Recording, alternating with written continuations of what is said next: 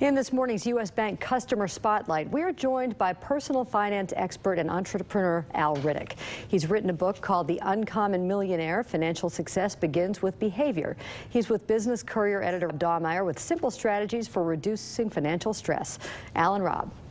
Peg, thank you. Before we start talking about Al's book, which is The Uncommon Millionaire, I want to ask you a very important question. Why did you decide to write it? I'm a writer. It's really hard.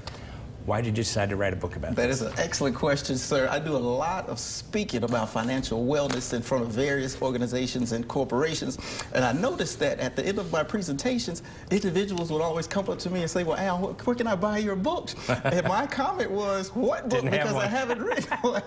So I came to discover that maybe there was something unique about my story that individuals could find, which inspired them to maximize their financial potential. Just to tell you a little bit about myself, sir, I grew up in the hot and sunny fields, tobacco fields in North Carolina. I really wasn't taught much about money growing up, and obviously when you don't know what you don't know about money, you can obviously make a lot of mistakes with personal finance. But luckily, I was able to shift my mindset and start giving my money purpose, direction, and an assignment. And I discovered that when you tell money what to do, it will not misbehave.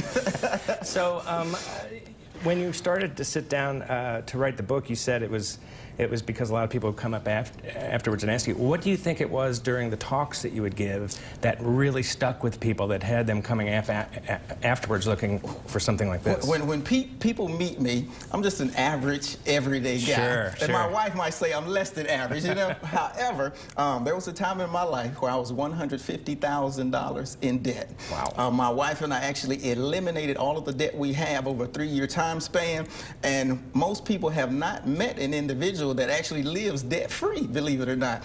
As of December 21st of this year, my wife and I will celebrate 1 decade of debt-free living. Wow. No mortgage, no credit cards, no student loans, no auto loans. And I think people, when they see me, they're like, well, if this guy can do it, why can't I?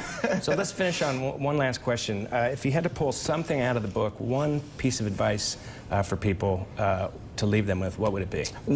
One thing that I would say is that every system is designed to produce a specific result. So if your desire is to learn how to save more money, eliminate debt, learn how to build wealth, you have to create a system within your household that produces those results.